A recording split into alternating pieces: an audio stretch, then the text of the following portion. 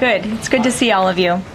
I want to start by addressing the horrific act of violence that took place on Sunday in Boulder, Colorado.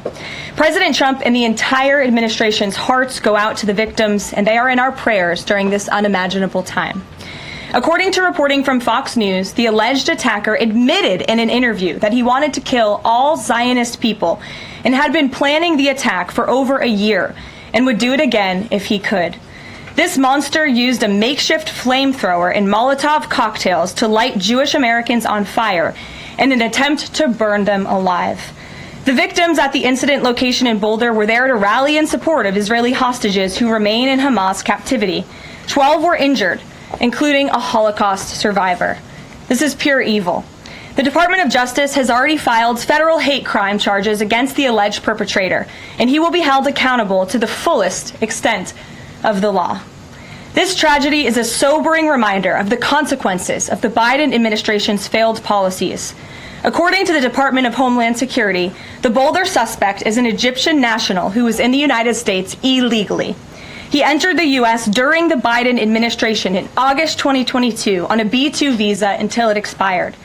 Upon the visa expiration, he overstayed, filed an asylum claim, and was given a work authorization by the Biden administration.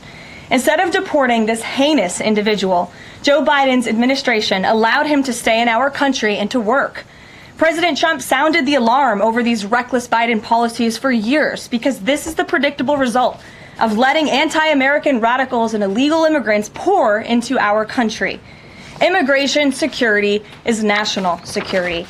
And that's why the Trump administration, at the direction of our great president, has secured our border, strengthened our immigration system, and has taken immediate steps to protect the United States from foreign terrorists and other public safety threats. President Trump acted swiftly upon taking office to reform our visa issuance process to ensure that dangerous aliens who are intent on harming Americans or our national security interests are no longer admitted into our country. Under the Trump administration, aliens will only be admitted into the United States through the legal process and only if they do not bear hostile attitudes towards our citizens, our culture, our government, our institutions, or most importantly, our founding principles. Under President Trump, the United States has zero tolerance for foreign visitors who support terrorism. Violators of U.S. law, including international students, will continue to face visa denial or revocation and deportation. And illegal alien criminals will continue to be arrested and deported from our country. On that note, ICE and federal law enforcement partners just wrapped up a month-long surge operation arresting nearly 1,500 illegal aliens in the Commonwealth of Massachusetts. During the enhanced operation dubbed Operation Patriot, ICE Boston and other federal law enforcement personnel focused on transnational organized crime, gangs, and dangerous illegal alien offenders throughout Mass. More than half of the nearly 1,500 illegals arrested had significant criminal convictions or charges pending against them. Here are just some of the violent illegal aliens who were removed from communities in Massachusetts during Operation Patriot. A Salvadorian national with active Interpol red notice for aggravated homicide. A Guatemalan national and registered sex offender who had pending criminal charges in Boston for 5 counts of indecent assault and battery on a person 14 or over. A Honduran national who was last arrested for rape, indecent assault, and battery of a person 14 or over. A Colombian national charged with kidnapping, aggravated rape, and indecent assault and battery on a person 14 or over. And a Guatemalan national who was convicted of murder in Boston.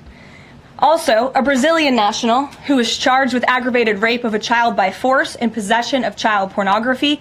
Again, these are people who were living in the Commonwealth of Massachusetts. And lastly, a Salvadorian national whose criminal history includes charges of aggravated rape of a child by force. I don't think anybody in this room wants these types of heinous criminals in your communities. And it's thanks to this administration that they are being removed from our country.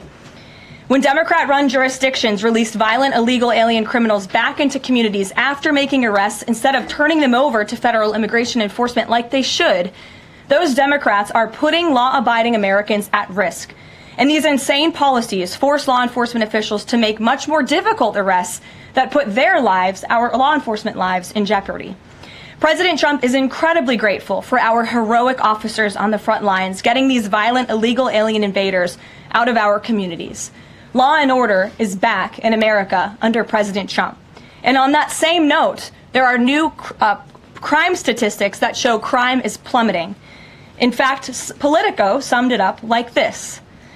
Murder rates are tumbling across the U.S. in 2025. Homicide stats are down at least 20% over last year. And we could be on course for the lowest number on record. With President Trump in charge, the days of criminals being put over victims are over.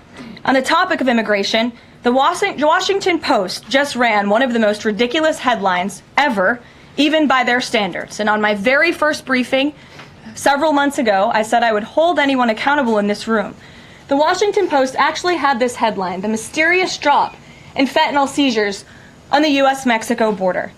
How is this mysterious? There is no mystery about why there is a decrease in fentanyl coming into the United States.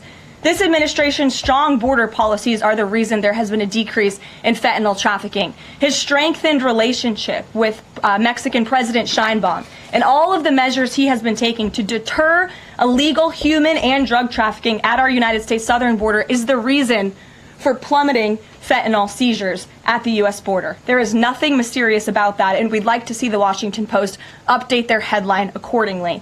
This is clearly trying to intentionally manipulate the minds of the Americans, and I think the American people understand why there's been a fentanyl drop. And our office responded to this inquiry. We provided a whole host of the reasons that fentanyl seizures at the southern border have dropped, and the Washington Post refused to run them, and that's despicable.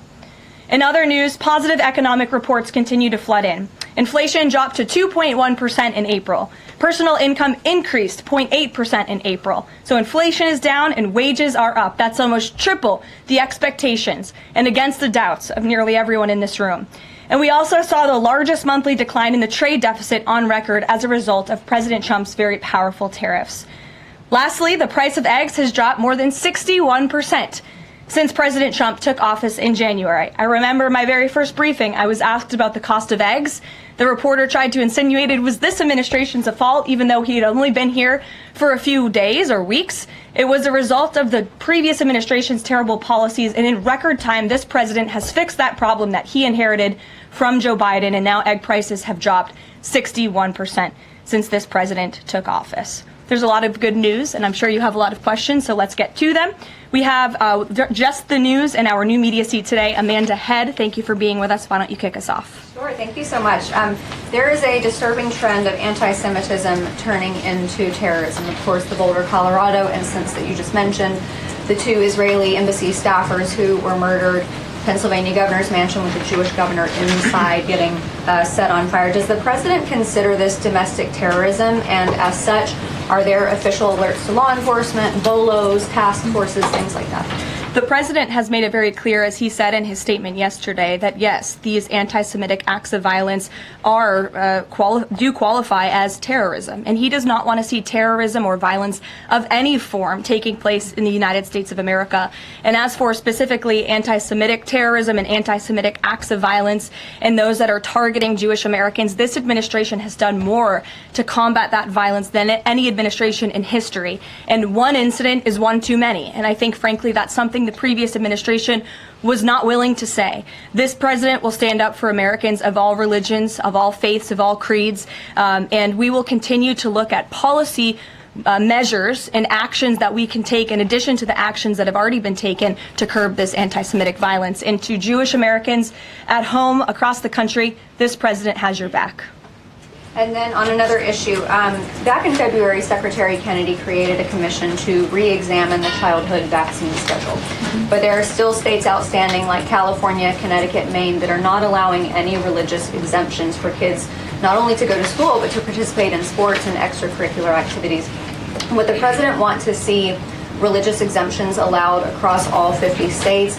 And how do you enforce that, especially with states like California that are already defying the president on the men and women's sports issue? Generally speaking, I know the president supports religious exemptions for families when it comes to vaccinations. As for the instances in those specific states, I'll have the administration and the White House look into it and see what executive action, if any, we can take on that front. Thank you. Kelly. Good afternoon.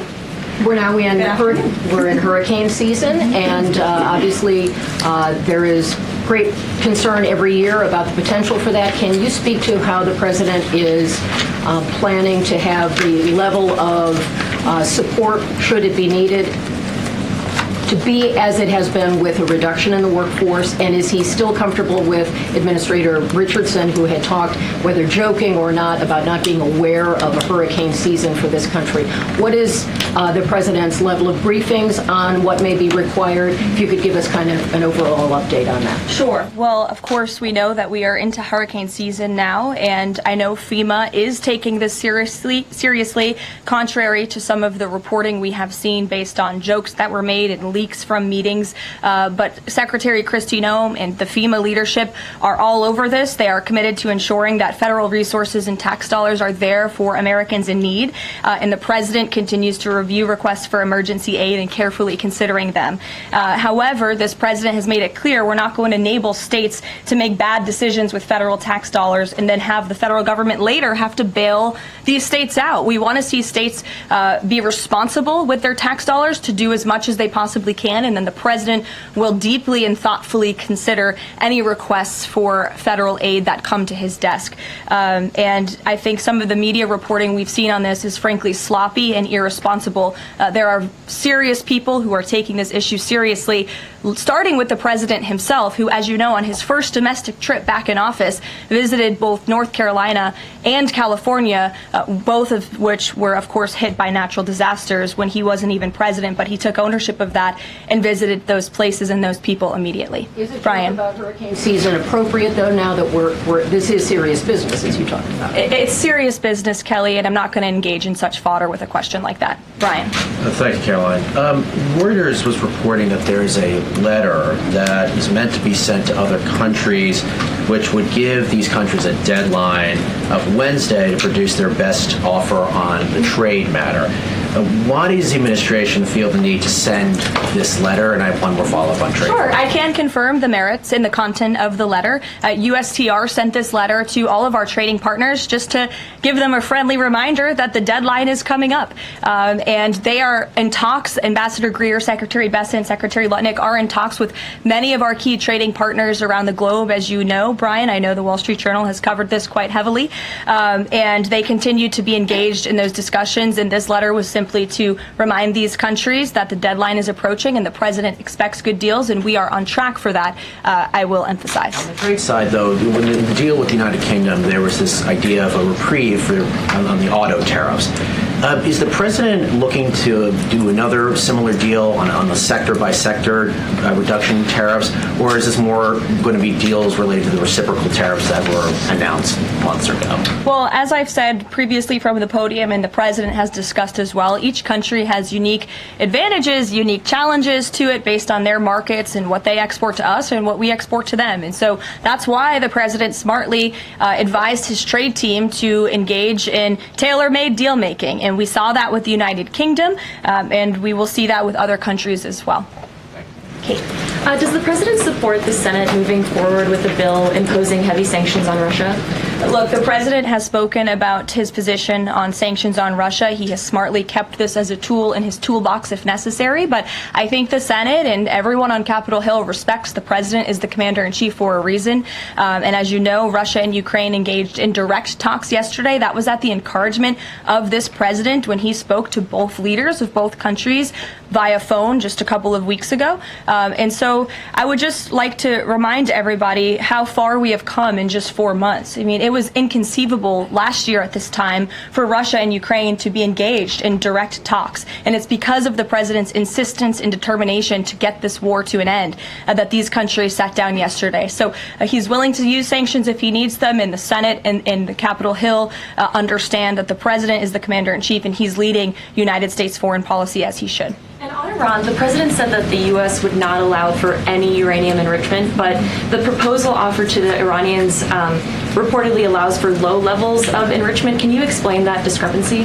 I'm not going to comment on alleged details of the report. We're not going to negotiate through the media out of respect for these ongoing discussions and negotiations that Special Envoy Witkoff is leading. The president made his position very clear on Truth Social last night. In fact, it couldn't be any more clear, and I would reiterate that's his position. Special Envoy Witkoff sent a very detailed and acceptable proposal to the Iranian regime that the president hopes they will accept, and if not, they will face grave consequences, as the president himself has reiterated. Sure.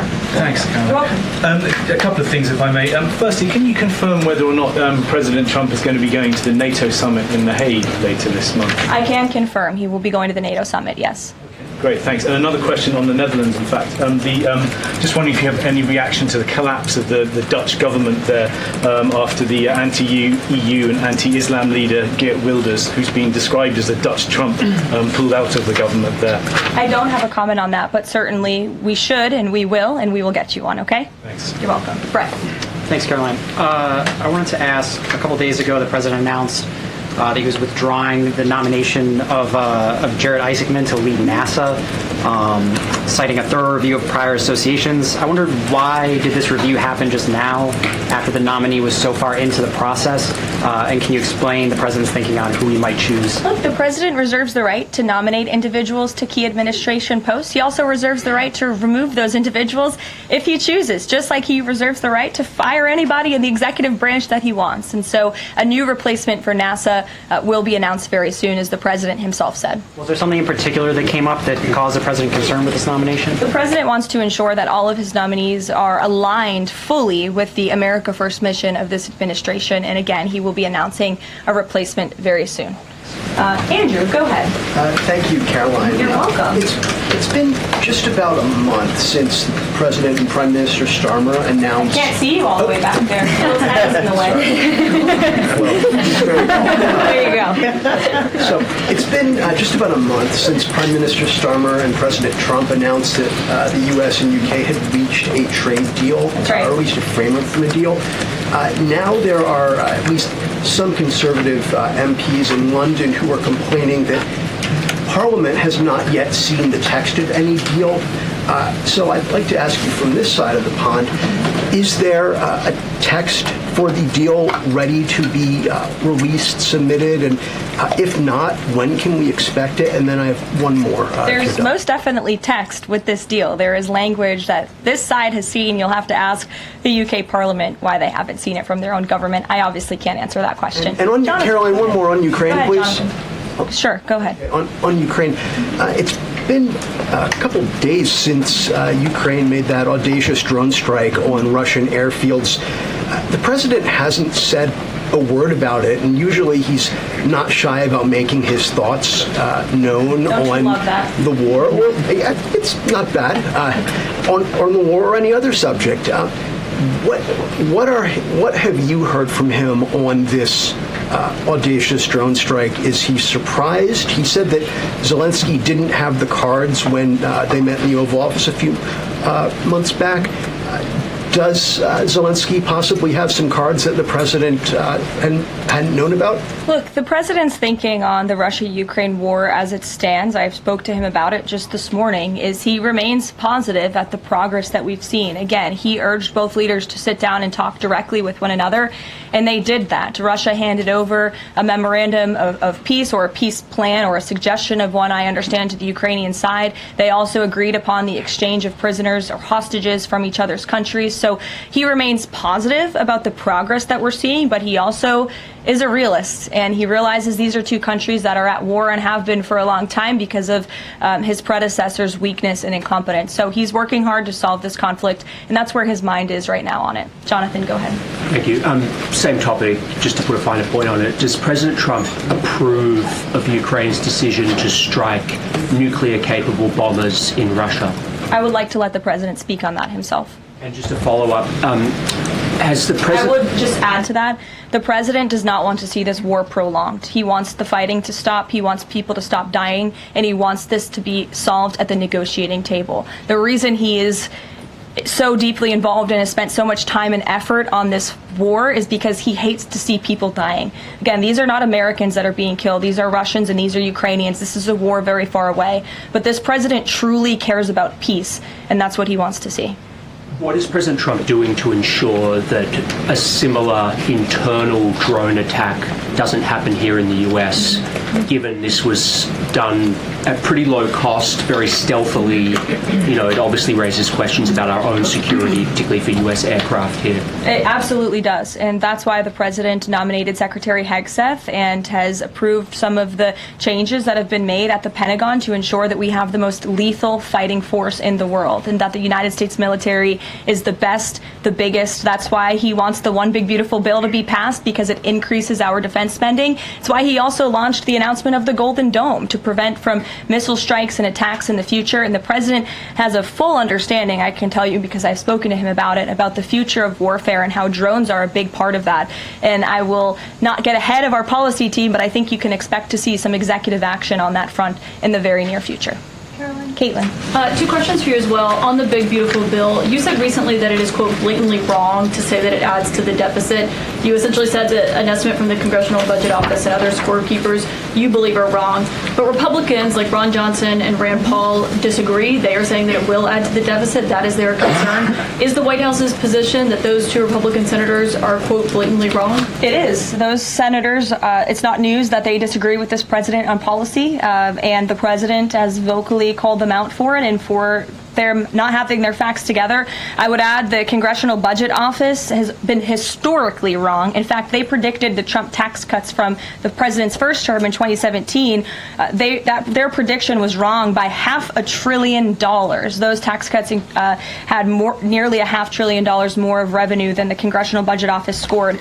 And I would also point out, I don't think many people know this, there hasn't been a single staffer in the entire Congressional Budget Office that has contributed to a Republican since the year 2000. But guess what? There have been many staffers within the Congressional Budget Office who have contributed to Democrat candidates and politicians every single cycle since. So unfortunately, this is an institution in our country that has become partisan and political, and we are very confident in our own economic analyses of this bill. There is $1.6 trillion in savings, and our Office of Management and Budget Director, Russ Vought, is a fiscal hawk. He is well known in this city for being a well-respected fiscal hawk. He has tools at his disposal to produce even more savings. And as you know, the White House will be sending our rescissions package to Capitol Hill today. And on immigration, the other day that the Homeland Security Secretary said, and I'm quoting her now, that an illegal alien threatened to assassinate President Trump and highlighted his arrest. A man has now admitted to framing him, saying that he wrote the letter that the DHS Secretary Christina posted online.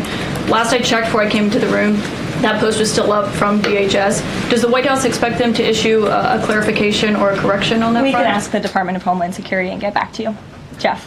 Caroline, is the United States putting pressure on China to release its hold on rare earths that are hurting car companies and technology companies now that require that for their products, and is that pressure working? Well, I can assure you that the administration is actively monitoring China's compliance with the Geneva Trade Agreement. I know the United States, on our end, we have complied with the terms that we set, and our administration officials continue to be engaged in correspondence with their Chinese counterparts. And as you all know, and I know there's a lot of interest in it, there will be a leader-to-leader talk very soon. And when that happens, as always, we will let you know. Also, Asia, does the White House have a reaction to the results of the election in South Korea? Yes, we do. In fact, let me find it here for you.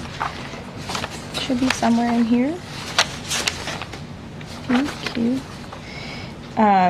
We do not, but I will get you on, Jeff. Go ahead. Thanks, Caroline. Two questions on trade. Is this letter that was sent to trading partners a sign that the president isn't satisfied with the pace of these negotiations? Is he trying to light a fire under these talks now?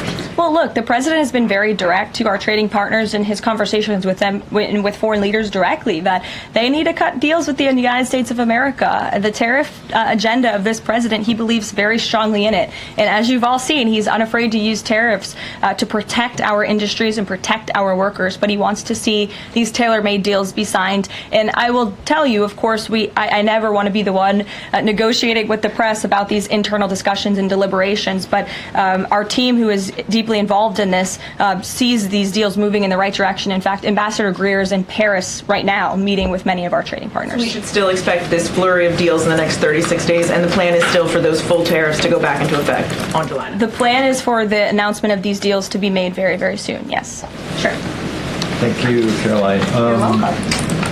So Governor Whitmer confirmed that she spoke with President Trump about the possibility of pardoning the plotters against her, the kidnapping case.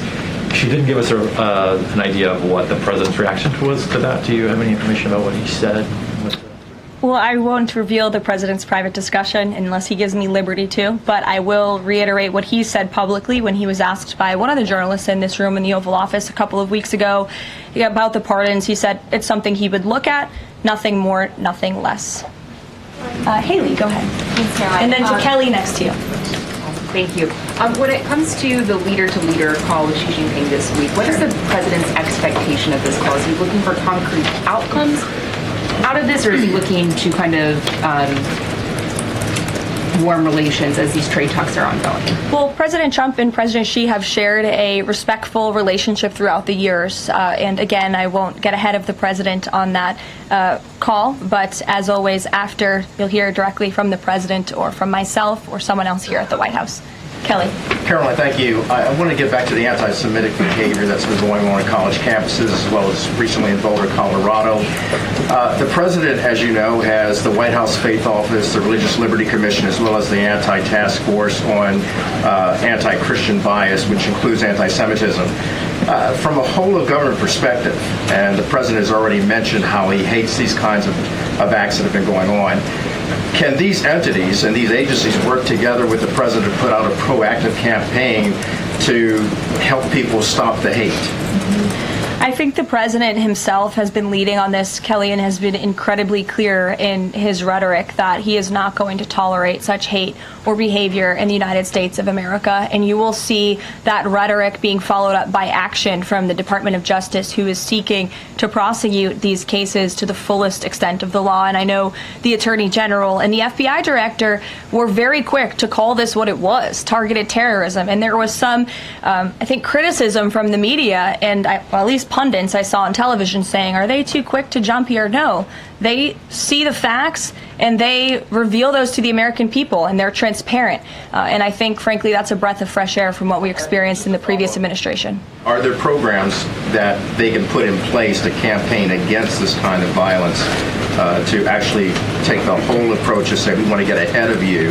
If you're thinking it, don't do it. And if you're going to do it, sit down and talk to someone within the Faith Office, within the Religious Liberty Commission, as well as the task force. Yeah, surely. It's a good idea, and I'll pass it along to them. Peter. Thank you, Caroline. When you look at these last-minute Biden pardons, the big ones, Biden siblings, Fauci, January 6th committee. That's right. Most of the big ones have the same very neat signature. We would expect that probably to be the auto pen. There is one that looks different. It looks authentic. In fact, if you look at the last name, it almost looks like the president was having a hard time spelling his last name there. Is this White House of the opinion that the only pardon that would count is one that the president signed himself? It's very interesting. Very interesting props. If you want to bring them to my office later so I can take a closer look, I would like to do that. The president is making a good point when he discusses the usage of the auto pen. Who was running the country for the past 4 years? Perhaps those documents were signed with the auto pen, something that this, I believe the Department of Justice is looking into. As you saw, Ed Martin made an announcement at the Department of Justice this morning to launch an investigation because the American people deserve answers. Is there any concern that this president, who won the election on a promise to fix the economy and close the border, that focusing and scrutinizing these Biden pardons is looking into the past instead of looking forward? I think in comparison to the amount of time this president has spent on securing the border, on fixing our economy, I just read out for you an entire list of economic accomplishments. Look at the border numbers. Look at the time and effort he's divulged into solving the global conflicts abroad. It pales in comparison, but it still, nevertheless, is a very important issue. And it was a huge issue that sent the president back to this White House. The Americans saw with their own eyes a mentally incompetent president, and they want answers for that. that, and the president believes they should have And them. something that just Go crossed, ahead. Caroline, how mad do you think President Trump is going to be when he finds out that Elon Musk said, "I'm sorry, but I just can't stand it anymore. This massive, outrageous, pork-filled congressional spending bill is a disgusting abomination. Shame on those who voted for it. You know you did wrong. You know it." Look, the president already knows where Elon Musk stood on this bill. It doesn't change the president's opinion. This is one big, beautiful bill, and he's sticking to it. Cameron. Thank you. The National Security Council was reorganized, or some staffing changes were made the Friday before Memorial Day. I'm hoping you can explain sort of the new structure, what the structure is of the National Security Council, what the goal is in terms of staffing levels. What is the new National Security Council mode? Well, as with everything in this White House, it is a top-down approach. The president is here. He is president. He's not an auto pen like the previous president was. He's very much involved in literally every policy discussion and decision that takes place. And we felt it was best to reorganize the National Security Council to respond to that top-down approach that we have here in this White House, and to streamline the efficiency and the effectiveness of the National Security Council. And I would add that Secretary of State Rubio and now National Security Advisor Rubio is doing a tremendous job at leading the National Security Council. He knows the president. He understands where the president is on these issues. He's great to work with here at the White House. I can tell you that. I appreciate seeing him a lot more in the building. And he and the president and the entire National Security Council, who's made up of great patriots who love this country, are doing a tremendous job on the many conflicts around the world that this administration inherited. Is there a goal staffing level? I'm sorry? Is there a goal for the staffing level, like a number of people who would be in this National Security Look, we Council? just want the National Security Council to be as efficient as possible, and if staffing needs are necessary, I'm sure Secretary Rubio would not mind hiring people if necessary, but again, we've been working with them day in and day out, and they're chugging along and doing great work. Sure. Thank you, Caroline. Two questions, if I can. President Trump got involved himself in presidential election in Poland by supporting a conservative candidate who ultimately won. Yeah. What does it mean for the future U.S.-Polish relations? What's likely to change? Well, I believe the president is obviously pleased to see the result of the Polish elections. He met with Karol Nawrocki, if I'm pronouncing that correctly. Yes, Nawrocki.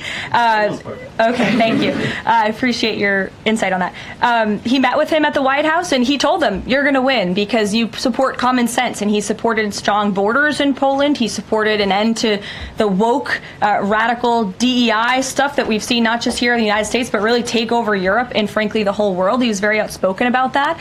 And I was reading the reports about how the Polish people felt about this man, and they felt like he was putting the needs of Poland first. And that's a very refreshing feeling, one that we know very well here in the United States of America. So, as you know, the United States and Poland have always had a very deep and strong relationship, friendship. They're a great ally, and I know the president continues to look forward to working with them. We have one more on Ukrainian drone attack on Russia. Was President Trump informed in advance by Ukraine that the attack is coming? He was not. Carrie. Caroline, so just want to go back to the issue on the anti-Christian bias as well as issues on anti-Semitic issues.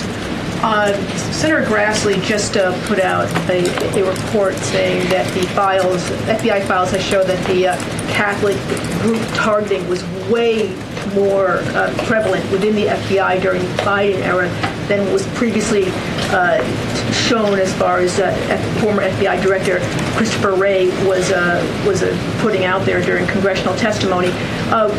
Can you discuss here what President Trump would like to see in terms of consequences within the FBI as far as those who were involved? Also, the second question, if the DOJ finds that the auto pen was used by President Biden, should those actions that were used with the auto pen, should they be null and void? I'm not going to get ahead of the Department of Justice's investigation into the usage of the auto pen. And again, the question is not, was the auto pen used? It's whether or not the President of the United States knew it was being used, and if not, who was using it in his name, which is clearly illegal behavior. Deanna. Thanks, Caroline. One on foreign policy, one domestic, if I can. Sure. On foreign, just speaking to the president's Truth Social post about Iran recently, saying that there will be no uranium enrichment. Is he saying that that's a red line for him or no? I already answered this question. The president's been very clear about where he stands on that. Okay, and then on domestic, there's a report that Laura Loomer met with the vice president today.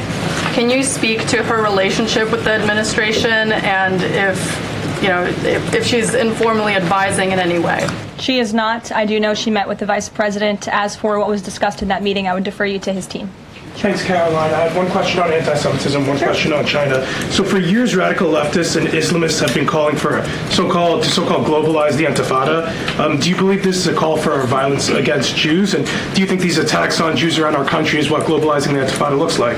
I don't want to speak to the merits of those claims without looking into them, but as I said, any violence against Jewish Americans will be prosecuted to the fullest extent of the law. Absolutely. And also, Secretary of State Rubio made an announcement saying he'll be revoking visas of certain Chinese students, including those with connections to the Chinese Communist Party. Does that include sons and daughters of politicians, presidents, and chairmen? Again, Secretary of State Rubio has the right to revoke visas, and he made the announcement that the State Department will begin to aggressively revoke those visas of Chinese students who are in our country, namely those with Chinese Communist Party ties, or those who could be a threat to our national security and the interests of the United States. Should both of you, go ahead and then back up. Thank you. There are now reports that Israeli forces are firing on Palestinians trying to get aid from the Gaza Humanitarian Foundation. Up to 20 people, according to the Red Cross, have arrived to the hospital that they've set up with gunshot wounds, have died from them. Is this administration aware of these? And I mean, what is being done to address this situation? The administration is aware of those reports, and we are currently looking into the veracity of them because, unfortunately, unlike some in the media, we don't take the word of Hamas with total truth. We like to look into it when they speak. Unlike the BBC, who had multiple headlines, they wrote, Israeli tank kills 26, Israeli tank kills 21, Israeli gunfire kills 31, Red Cross says 21 people were killed in an aid incident, and then, oh wait, they had to correct and take down their entire story, saying we reviewed the footage and couldn't find any evidence of anything. Oh. Okay, so we're going to look into reports before we confirm them from this podium or before we take action, and I suggest that journalists who actually care about truth do the same to reduce the amount of misinformation that's going around the globe on this front. John. About the change in the leadership of the organization, what does that mean going forward, and why so early on is this happening? What organization? The Gaza Humanitarian Foundation. Well, look, this was a creative idea that the president called for to get aid into the region. These people were desperate and starving, and the president didn't like seeing imagery of that, and he wanted to ensure that aid was brought in with the approval of Israel for understandable reasons. We will never forget the brutal attack on October 7th. And again, this is something that the previous administration was unwilling to put the time and effort into doing. John. Thanks a lot, Caroline. I want to bring it back to the way you began your briefing, talking about the president's mass deportation program and his priorities. 40% of crop farm workers in the U.S. are undocumented, and that's according to the Agriculture Department. Do they have a carve-out in terms of the president's mass deportation program?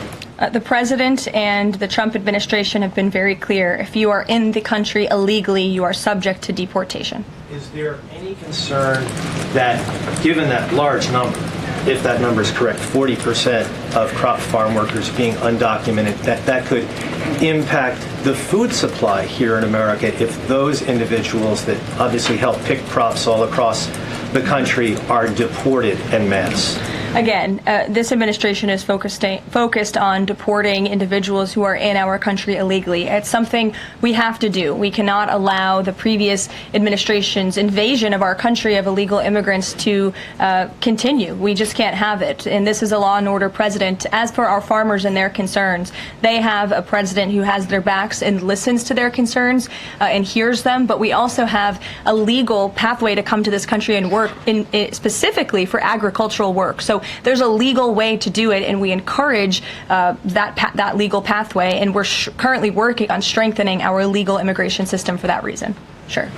Thank you, Caroline. I just wanted to follow up on your statement last week regarding the Maha report.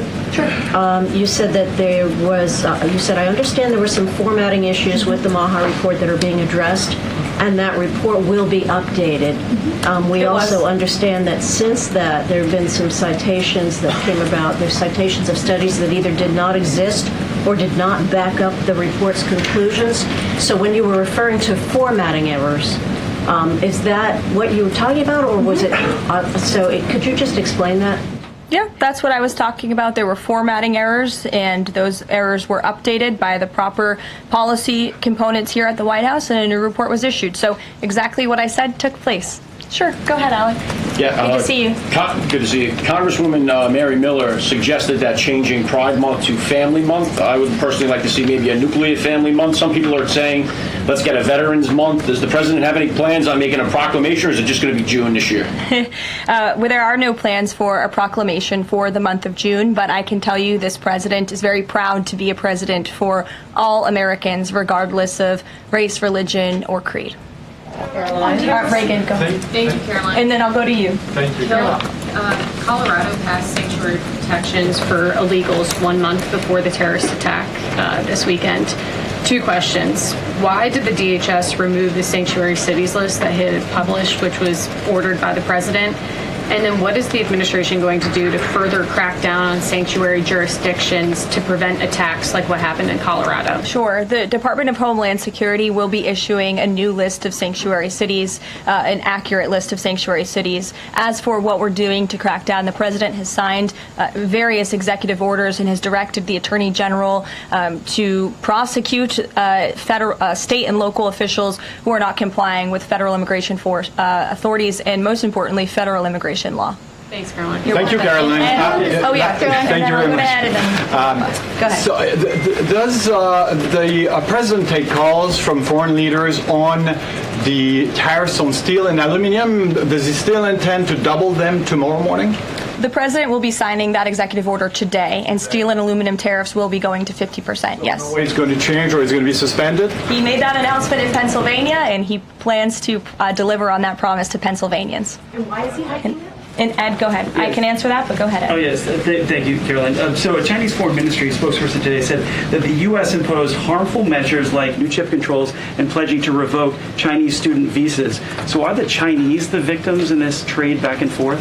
Look, I don't think anyone is the victim. These are two strong countries, and as I said, the president has a good relationship with China's president and leader, and that discussion will take place later this week. And what other authorities is the president looking at for tariffs should the decision in the appeals court not go his direction? Well, right now, his tariffs remain in effect. We spoke at length in my briefing last week about that decision that came down from the International Trade Court, which has been put on pause because the president absolutely does have the authority to implement tariffs and to declare a national emergency for our crippling trade deficit. He could always have the power to use Section 202 or Section 301 as well to impose tariffs if he deems necessary, especially Section 202 tariffs, which are sectoral, as you know, to protect our critical supply chains here at home.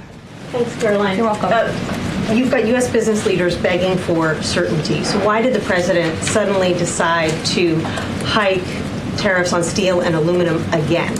You also have U.S. business leaders begging to meet with this president and begging to come to the White House to talk to him because they know that he is a negotiator in chief, that he's making good deals on behalf of the American worker and the steel worker, in particular when it comes to the steel and aluminum tariffs, which he discussed in his speech at length at Pennsylvania and the need for them. And I would just add, I was at that speech on Friday with the president, and there were 2,000 steel workers and their families in the room, many of them wearing their hard hats. I spoke to one backstage who said this is the greatest thing that has happened for that community in Pittsburgh, Pennsylvania in 60 years, because this is a president who doesn't just talk the talk, he walks the walk too, and he's delivering on his promises to bolster our steel and aluminum industries in this country and to protect those jobs. If not for this president, that steel plant in Pittsburgh, Pennsylvania would have closed. Those jobs would have been lost, and the president saved that company, he saved those jobs, and he's saving that community, and that's the intention of the steel tariffs, which he will sign later this afternoon. Thank you very much, everyone. We'll see you later. Thank you. Friday for